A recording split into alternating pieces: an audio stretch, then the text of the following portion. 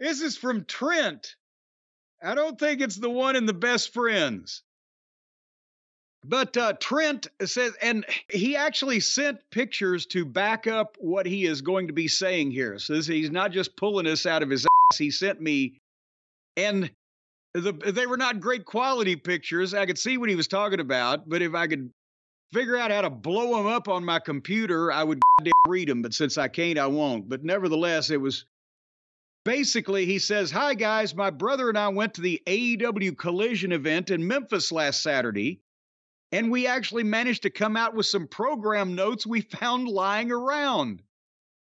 Program notes? What does that mean? Yes, it was formats. I'm apparently that on AEW paperwork or stationery, whatever the case, that some members of the production crew would have had. It didn't look like TV formats per se, as in interview here, match, whatever, but it looked like some type of cues for lighting or the sound people or whatever, because it would need to know which area they were coming out or whether they were face or heel, right?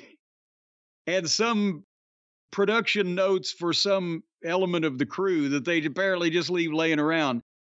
But he says what was interesting was that Claudio and Wheeler Useless were listed as face, question mark, question mark, question mark, question mark. They don't even know on their own paperwork. And that's what Trent says. I know Cornette recently mentioned that the faction was not in a clear face or heel position. I would love to get your thoughts on the lack of an internal decision regarding their personas. They don't even know on their own paperwork whether they're fucking faces or not. It was... It's nothing but disorganization there in every way, in every facet, in every department. Are there departments? I don't know. But everywhere. There may be compartments. And he says, I do want to add that we did have fun, but there was a shitload of wrestling, like 5.5 hours total. It sucked to see the light attendance, and the crowd that was there was completely burned out by the end of Collision, when there was still about 2 or 3 hours of wrestling left. Did he say light attendance or light attendant? No, it sucked to see the light attendance. Oh, I thought it meant like it was so dark they had a light attendant, someone walking around like a fucking flashlight. You know what? What they need to do is they need to get the guides down at Mammoth Cave. Because they got all the experience, they would be able to guide the fucking small amount of fans that come into these cavernous buildings through the fucking dark, wet, dank wilderness.